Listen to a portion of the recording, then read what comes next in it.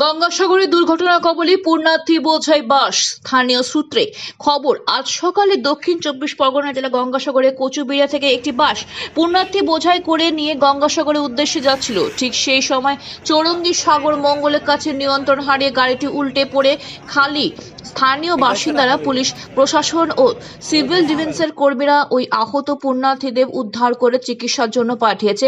ঘটনাস্থলে এসে পৌঁছেছে সুন্দরবন উন্নয়ন মন্ত্রী বঙ্কিমচন্দ্র হাজরা ও সাগরের ভিডিও কানাইয়া কুমার রাও।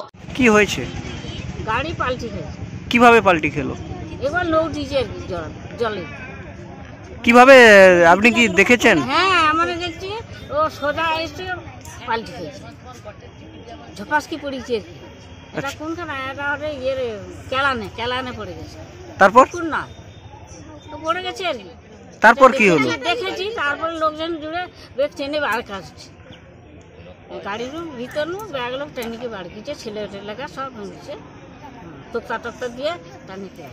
গাড়ির ভেতরে যারা ছিল সবাই কি সুস্থ আছে? না না, সুস্থ নেই, মানে অসুস্থ হয়েছে। হ্যাঁ, সবাই ভালো আছে।